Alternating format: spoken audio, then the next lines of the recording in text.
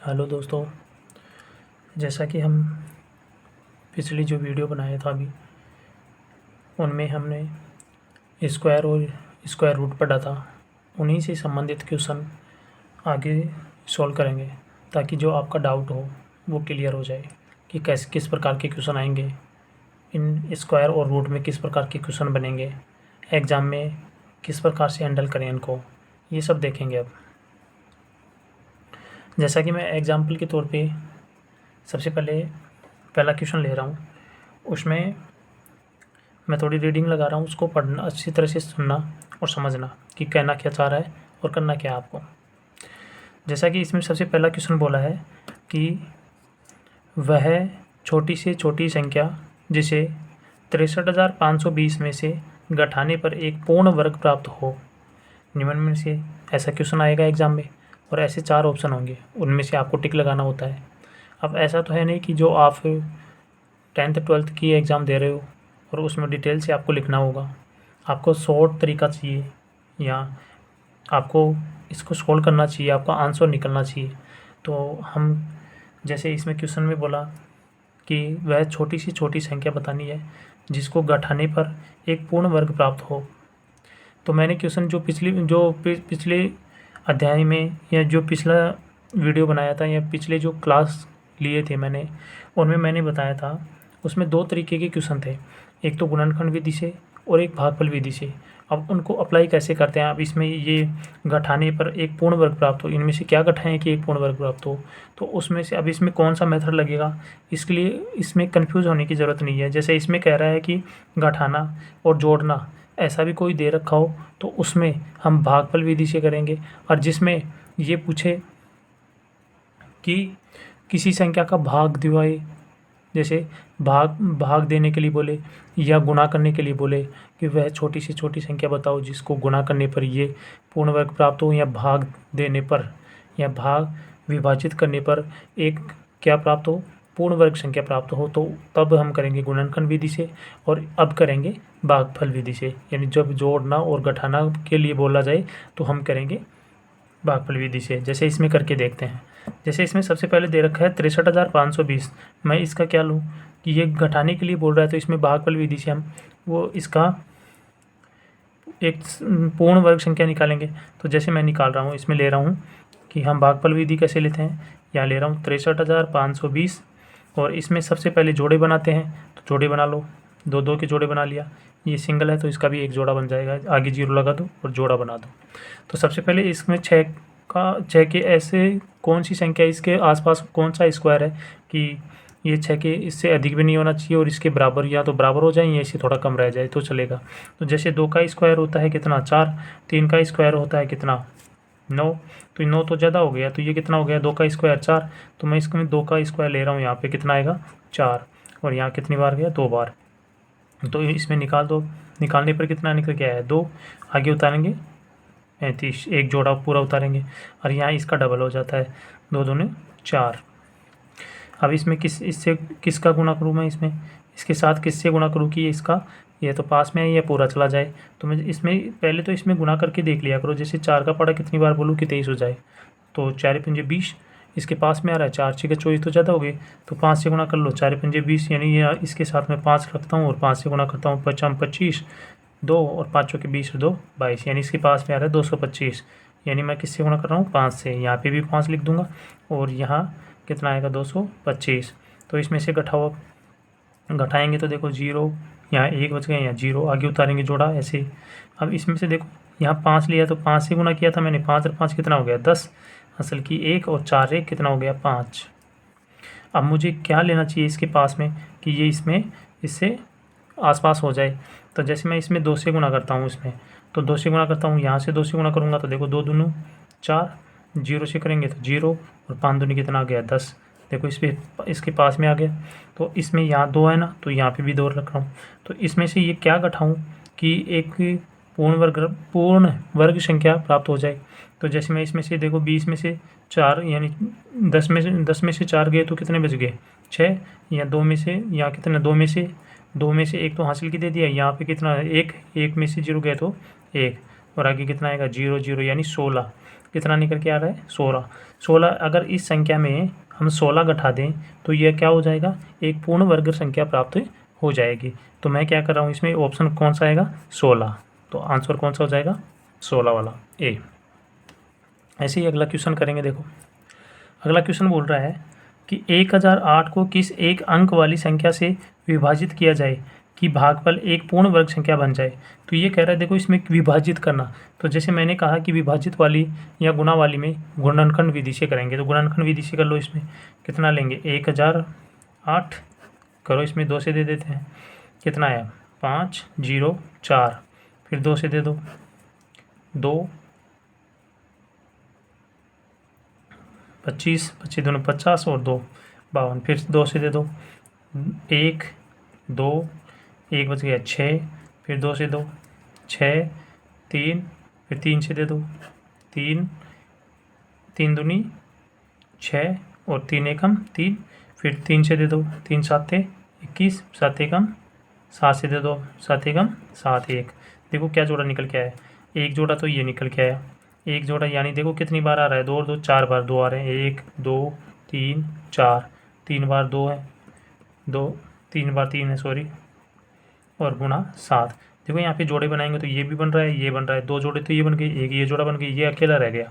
अगर हम इस संख्या में 1008 में इस संख्या में 7 का भाग दे दें तो क्या क्या निकल के आएगा, एक पूर्ण वर्ग संख्या प्राप्त होगी। किस क्या प्राप्त होगी, एक पूर्ण वर्ग संख्या प्राप्त होगी। तो इसका आंसर कितना हो जाएगा, डी वाला 7 हो जाएगा।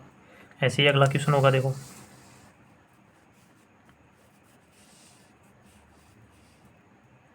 अगला क्वेश्चन लेंगे, तो अगला क्वेश्चन देखो, एक व्यक्ति अपने बाग में 5184 संतरों के पेड़ लगाता है तथा उन्हें इस प्रकार व्यवस्थित करता है कि बाग में उतने ही पंक्तियां रहें जितने एक पंक्ति में पेड़ हैं। बाग में कितनी पंक्तियां हैं ये बताना है। तो आपको क्या करना है, देखो ये कह रहा है कि एक व्यक्ति बाग लगाना चाह रहा है, उसमें संतरों के पेड़ लगाना चाह रहा है, कितना 5184, और वो कह रहा है कि इस प्रकार व्यवस्थित, यानी उसको इस प्रकार लगाना है कि बाग में उतनी ही पंक्तियाँ, उनकी यानी पंक्तियों की संख्या भी बराबर होनी चाहिए और उसमें एक पंक्ति में जितने पेड़ हैं उतनी ही उन पंक्तियों की संख्या होनी चाहिए। जैसे मैं कह रहा हूँ कि एक पंक्ति दे रखी है, उसमें पेड़ दे रखे हैं, जैसे 1 2 3 4 5 ऐसे लगे हुए हैं, ये 5 पेड़ लगे हुए हैं, तो पंक्तियों की संख्या यानी जो पंक्तियों की संख्या भी 5 ही होनी चाहिए, 1 2 3 4 और 5, यानी इधर भी 5 इधर भी 5, यानी देखो ऐसे बनाने, मतलब हर पंक्ति में 5 5 पौधे और दो किसी भी तरफ से गिन लें तो 5 ही निकल के आना चाहिए। तो ये कहने का मतलब तो इसका ये हो गया कि यानी जो आप पंक्तियाँ ले रहे हो, ये पंक्तियाँ कितनी हो गई 5, तो इन पंक्तियों में एक पंक्ति में 5 पौधे हैं, ऐसे ही लेने हैं। तो मैं क्या मानूँ कि मान लो कि हमने पंक्तियों की संख्या x मान ली, क्या मान ली x मान ली, पंक्तियों की संख्या x, और ये बोलते हैं कि पंक्तियों की, अगर पंक्तियों की संख्या x है तो एक पंक्ति में भी कितने पौधे हैं, वही जितने पंक्तियों की संख्या है। तो जो पंक्ति में, एक पंक्ति में जो पेड़ लगे हुए वो भी कितने हैं x है, यानी पंक्तियों की संख्या भी x है, और पंक्तियों में जो जितने पेड़ हैं, एक पंक्ति में जितने पेड़ हैं वो भी x ही हैं। तो मैं क्या कहूँ कि यानी दोनों को गुणा करने पर कितने संतरों की, यानी मैं पंक्तियों की संख्या को, यानी इस पंक्तियों की संख्या को एक पंक्ति में जितने पेड़ दे रखे हैं उनको गुणा कर दूंगा तो टोटल पेड़ों की संख्या आ जाएगी। तो क्या इसमें क्या लेना है कि जैसे x यानी पंक्तियों की संख्या ले ली मैंने, गुणा जो एक पंक्ति में जितने पेड़ थे उसको गुणा कर दो, x बराबर, यानी इनके बराबर क्या लूँगा, देखो ये लूँगा, यानी टोटल कितने पौधे हैं 5184। देखो क्या निकल के आया, x को x से गुणा करेंगे तो x² बराबर 5184, ये निकल के आ रहा है। अब तुम्हें क्या करना है, जो ये दे रखा है ना स्क्वायर, इसको इधर ले जाना है, बराबर से इधर ले जाएंगे। जैसे ही इधर ले जाएंगे तो देखो x का मान आ गया 5184, और ये इधर जाते ही किस में चेंज हो जाएगा, रूट में।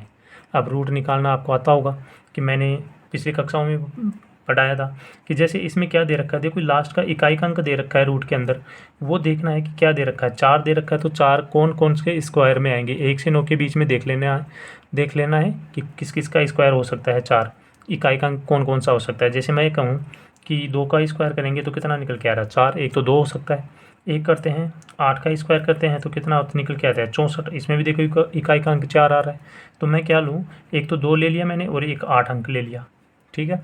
ये लेने के बाद में यानी इसमें 2 अंक छोड़ते हैं जैसे ये 84 दे रखा है, उनको छोड़ दो, जो दो संख्या बची है 51, उनका स्क्वायर देख लो, इसके आसपास कौन सा स्क्वायर हो सकता है। जैसे 7-7 49 हो रहा है, 8-8 64 तो ज़्यादा हो गया, तो 7-7 49 हो गया, तो मैं 7 ले लूँगा, यहाँ भी 7 ले लूँगा, यहाँ भी 7 ले लूँगा। इन दोनों के बीच में जो संख्या दे रखी है जो 5 वाली रहती है, यानी 75 ले लें। इसको स्क्वायर करके देखेंगे, इसका आसान होता है कि ये जो एक 5 दे रखा है उसका स्क्वायर कर दो, कितना हो गया 25, और ये 7 दे रखा है उससे अगली वाली संख्या से गुणा कर दो। जैसे 7 के आगे कौन सी आती है 8, तो 7 को 8 से गुणा करेंगे तो कितना होता है 7 7 अंटे 7 8 56, कितना होता है 56। देखो अब ये 5625 निकल के आया है। वो ये देखो कि इसमें से 5184 से अधिक है या कम है, तो ये तो अधिक है, तो इससे कम है तो कम वाली संख्या ले लेंगे। तो इसका स्क्वायर कितना हो गया 72। क्या निकल के आया, एक्स का मान क्या निकल के आएगा 72। क्या निकल के आएगा 72, यानी जो एक्स का मान निकल के आएगा वो निकल के आएगा 72। यानी यहाँ देखो हमने दो ऑप्शन चुने थे, या तो 72 या 78 हो सकता है। इन दोनों के बीच का कौन सा अंक हो गया 75। 75 को जैसे ही इसका स्क्वायर करेंगे, देखो 55 और 7 को अगली वाली से अंक से गुना कर देंगे तो 7 8 56। तो ये 5625 को इसमें जो अंडर रूट में दे रखा है उसमें देखना है, इससे अधिक है तो इससे अधिक वाला दे रखा है तो इससे छोटी वाली संख्या लेनी है। मतलब अगर इस संख्या से ये बड़ा होता तो हम जो अधिक वाला अंक लिया था हमने माना था वो ले सकते थे उत्तर। तो इसमें मैंने क्या कहा कि इससे छोटी वाली है तो छोटा वाला उत्तर कौन सा हो सकता है 72। तो इसका उत्तर क्या निकल के आएगा बी। देखो अगला वाला क्वेश्चन, ऐसे ही अगला वाला क्वेश्चन होगा। जैसे इसमें अगले वाले क्वेश्चन में क्या कह रहा है, देखो कुछ लड़कों ने अकाल राहत फंड के लिए 400 रुपये एकत्रित किए। प्रत्येक लड़के ने 25 पैसे के उतने ही सिक्के दिए जितने के लड़के थे। तो कहने का मतलब क्या हुआ, इसमें जो पहले किया था वही मानेंगे, जैसे उसी तरह से होगा। ये कह रहा है कि एक अकाल राहत के लिए एक फंड के रूप में एकत्रित कर रहे हैं, और उसमें कितने रुपए एकत्रित हुए 400 रुपये। 400 रुपये तो ये कह रहा है कि प्रत्येक लड़के ने 25 पैसे के उतने ही सिक्के दिए जितने लड़के थे। ये मान लो कि हमने वही मानेंगे कि लड़कों की संख्या x है, तो सिक्कों की संख्या यानी एक लड़के ने कितने सिक्के दिए जितने लड़के थे उतने, तो उनकी भी संख्या x हो गई। तो इसको गुना करेंगे, देखो x गुना x, और एक सिक्के का मूल्य कितना है 25 पैसे, उसको भी गुना कर दो। तो आगे चलो, ये किसके बराबर है 400 के बराबर, 400 के बराबर है। ये देखो 400 रुपये में है, ये हम पैसे में ले रहे हैं, तो इस 400 रुपये को या तो इसको पैसे रुपये में चेंज कर लो, या इसको जो 400 रुपये दे रखे हैं उनको पैसे में चेंज कर लो। ये आसान होगा कि इसको हम 100 से गुना कर देंगे। 1 रुपये में कितने पैसे होते हैं 1 रुपये में 100 पैसे होते हैं। तो मैं क्या कह रहा हूँ कि इस 400 को मैं 100 से गुना कर दूंगा तो कितना निकल के आया, देखो 40,000 यानी पैसे निकल के आ रहे हैं। तो अब इसको हल कर लो कि जैसे 25 को मैं डायरेक्ट इससे गुना कर रहा हूँ, 25 100। अब इसमें वही चीज़ एक्स स्क्वायर बराबर 400 गुना 4।